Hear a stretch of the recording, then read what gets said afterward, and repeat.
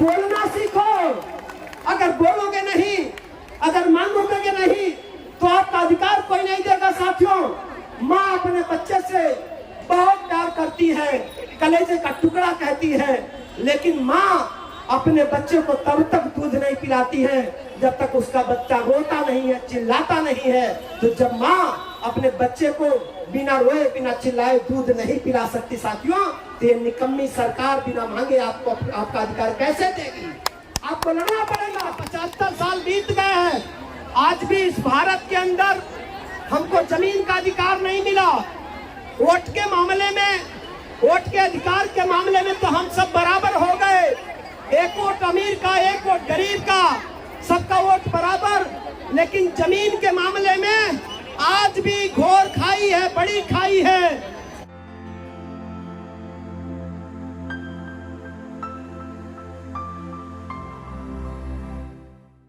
और हमारे किसी भी कार्यकर्ता के साथ अगर दुर्व्यवहार किए तो मैं बार बार कह रहा हूं, इस बात से सावधान रहें।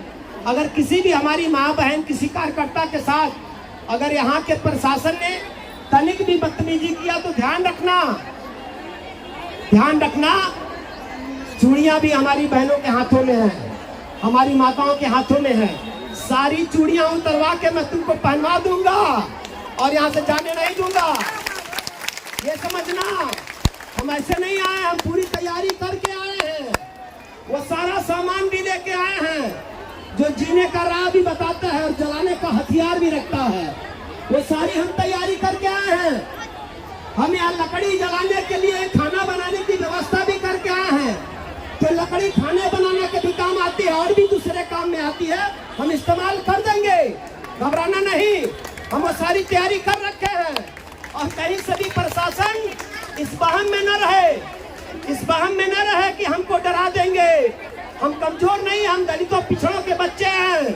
हम बड़ी गरीबी देखे, हम बड़ी यातनाएं देखे हैं और भूखे नंगे तो हम बरसों से हैं। आजादी के 75 साल बीत गए हैं, आज भी इस भारत के अंदर हमको जमीन का अधिकार नहीं मिला। वोट के मामले में, वोट के अधिकार के मामले में तो हम सब बराबर हो गए। एक वोट अमीर का, एक वोट गरीब का, सबका वोट बराबर। लेकिन जमीन के मामले में आज भी घोर खाई है, बड़ी खाई है।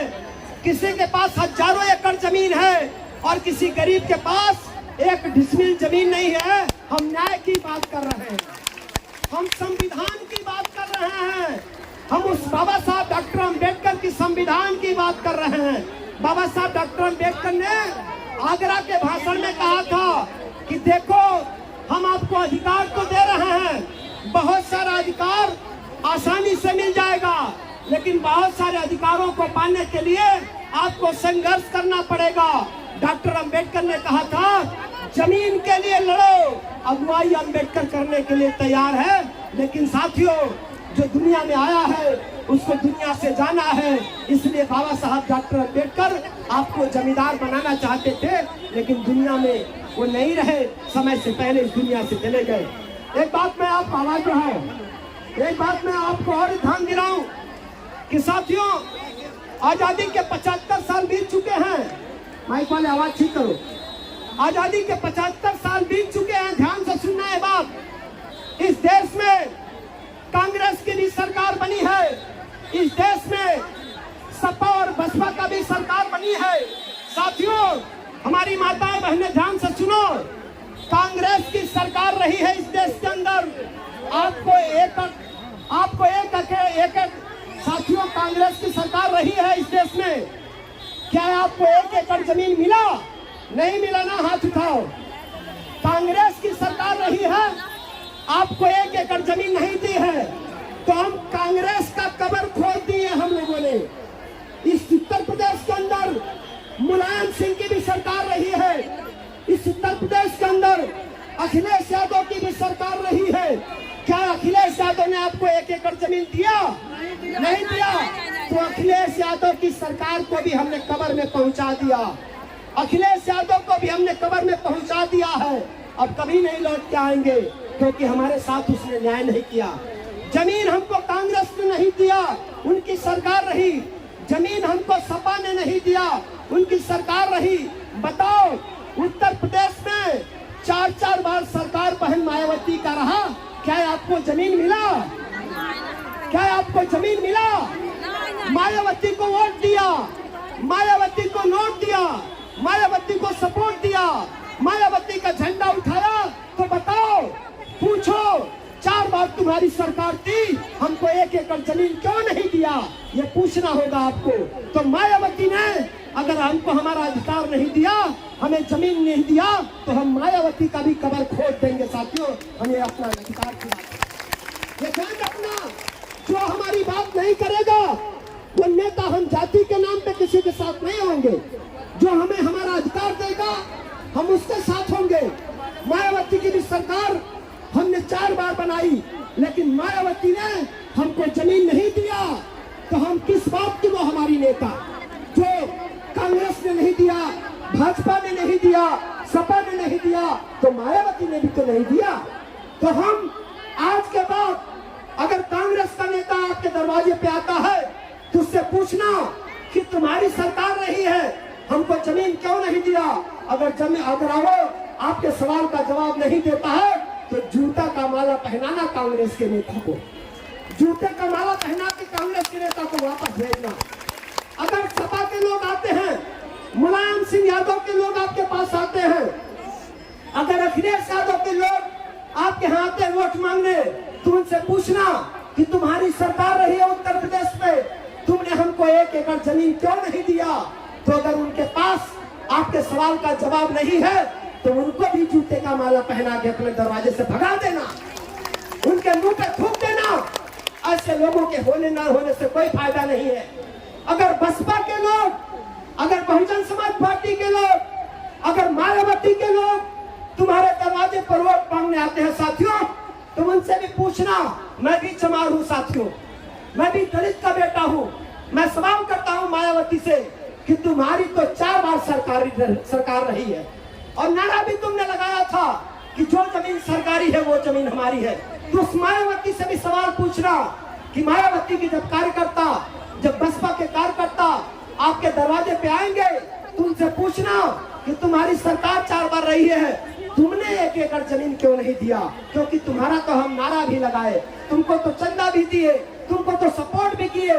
चलो कांग्रेस दुश्मन थी नहीं दिया, चलो सपा दुश्मन थी नहीं दिया, चलो भाजपा दुश्मन थी नहीं दिया, लेकिन तुम्हारे लिए तो हमने खून पसीना लगाया था, तुमने क्यों नहीं हमको जमीन दिया? अगर बसपा के लोग, अगर मायावती के लोग अगर आपके सवाल का जवाब नहीं देते हैं तो उनको 10 गुना जूते का माला पहनाना, क्योंकि ज्यादा मदद तो उनको हमने किया। दरवाजे से भगा देना, उनको अपने दरवाजे से भगा देना। जाति के नाम पे हमको हम वोट देते रहे, लेकिन उसने भी हमें मालिक नहीं बनाया, उसने भी हमें मजदूर बनाने के लिए काम किया। इसलिए साथियों मैं डरता नहीं हूँ किसी से, मैं ये बता रहा हूँ। और भाजपा तो नंगी सरकार है, ये भाजपा ये नंगी सरकार है। भाजपा का मुख्यमंत्री खिचड़ी खाने का ड्रामा करता है। अरे मुख्यमंत्री जी, आपके खिचड़ी खाने से कितने दलितों के बच्चों का उद्धार हो गया बताओ ना जरा। अरे मुख्यमंत्री जी, आप खिचड़ी खाने जाते हो दलित के घर, कोई एहसान करते हो क्या? हमारा वोट ली हो, हमारे गुलाम हो, हमारा वोट ली हो, हमारे गुलाम हो, ये तुमको हमारा अधिकार देना चाहिए। ये खिचड़ी खाने का ड्रामा बंद करो। 1 एकड़ जमीन को हमको जमीन चाहिए साथी, हमें अपना अधिकार चाहिए। बोलना सीखो, अगर बोलोगे नहीं, अगर मांगोगे नहीं तो आपका अधिकार कोई नहीं देगा साथियों। माँ अपने बच्चे से बहुत प्यार करती है, कलेजे का टुकड़ा कहती है, लेकिन माँ अपने बच्चे को तब तक दूध नहीं पिलाती है जब तक उसका बच्चा रोता नहीं है, चिल्लाता नहीं है। तो जब माँ अपने बच्चे को बिना रोए बिना चिल्लाए दूध नहीं पिला सकती साथियों, तो ये निकम्मी सरकार बिना मांगे आपको आपका अधिकार कैसे देगी? आपको लड़ना पड़ेगा, ये निकम्मी सरकारों को जवाब देना पड़ेगा साथियों। और जितने भी नेता हमारे बीच में आए, उन्होंने हमको निरीह ही बनाया, उन्होंने हमको कमजोर बनाया, उन्होंने हमको गुलाम बनाया साथियों। और मालिक बनने की लड़ाई है ये, जो लड़ाई है, ये लड़ाई आप श्रवण कुमार निराला के लिए नहीं लड़ रहे हैं, ये लड़ाई आप अपने लिए लड़ रहे हैं। 1 एकड़ जमीन मिलेगा तो आपको मिलेगा, और पहली इतिहास में जनता अपने अधिकार की लड़ाई लड़ रही है, नेता के पीछे नहीं कर रही। इतिहास में पहली बार ऐसा हो रहा है। ये जनता समझ चुकी है कि नेता निकम्मे हैं, नकारे हैं, नालायक हैं, और नालायक नेताओं को हमने बहुत वोट दे लिया, उनको बहुत जिताया, उनके झांसे में बहुत आ गए, लेकिन जनता ने तय कर लिया है कि अब अपनी लड़ाई हमको खुद लड़ना है और 1 एकड़ जमीन हमें चाहिए, तो चाहिए हाथ उठाओ, 1 एकड़ जमीन चाहिए। इसको कवर करें मीडिया के साथ। ये सवाल है, ये जनता की आवाज है, ये हमारी माताएं हैं, ये हर दिन तकलीफ सहती है। जमीन न होने के नाते जो गांव का भी वो 2-4 बीघा का जो तनहार जमींदार है, उसने भी हमारी माँ बहनों को 12 बजे रात में कटिया कराया है, हमारी माँ बहनों का शोषण किया है। साथियों, ये दर्द हमारी माँ बहनों ने झेला है। अब हम नहीं चाहते कि कोई गांव का जमींदार हमारे लोगों को धमकाए, किसी की औकात नहीं होगी। अगर आपके पास 1 एकड़ जमीन होगी तो किसी की औकात नहीं होगी जो आपके दरवाजे पर आके ऊंची आवाज में बात करे। इसलिए अब हमें मालिक बनना है। साथियों, ये सरकार लाखों एकड़ जमीन रोड बनाने के लिए, सड़क बनाने के लिए पूरे देश में खरीदती है, लाखों करोड़ रुपया लगा करके। तो जब लाखों करोड़ रुपया लगा करके तुम जमीन खरीद करके सड़क बना सकते हो, अमीरों की गाड़ी दौड़ा सकते हो, तो गरीबों को देने के लिए तुम जमीन क्यों नहीं खरीदोगे? ये सवाल हमारा। तेलंगाना की सरकार ने वहां के गरीब भूमिहीनों को 3-3 एकड़ जमीन दिया है। ये पिछले 2 सालों की बात है साथियों। तेलंगाना की सरकार ने पिछले 2 सालों में तेलंगाना के गरीब दलितों, पिछड़ों, भूमिहीनों को 3-3 एकड़ जमीन दिया है। तो तेलंगाना की सरकार अगर 3 एकड़ जमीन दे सकती है तो उत्तर प्रदेश में 1 एकड़ हमको क्यों नहीं मिलेगा? बता दो। तुम्हारा खिचड़ी खाने का ड्रामा हम बंद कर देंगे, तुम्हारा पकौड़ा वाला भाषण हम बंद कर देंगे। 15 लाख बता करके हमको ठग लिया, तुम्हारी ठगहारी की दुकान हम बंद कर देंगे। अरे वो जो प्रधानमंत्री ये कहता हम गरीब, हम फकीर, हम चाय वाला का बेटा है, आधे घंटे के लिए गोरखपुर में आया था और भैया 3 गो सूट बदला था। पत्रकार से फोटोवा दिखा देंगे आपको। वो जो कहता है कि हम गरीब हैं, फकीर का बेटा, चाय वाला का बेटा है, वो प्रधानमंत्री है, गोरखपुर में आया तो गया गीता प्रेस में उद्घाटन करने, तो वहां का ड्रेस अलग था, और गया स्टेशन पे ट्रेन का उद्घाटन करने, तो वहां का ड्रेस अलग था। तो बताओ ना, इतना नाटकी, इतना ड्रामाबाज, इतना बहरूपिया प्रधानमंत्री इस देश को मिला तो देश को तो डूबना ही है ना।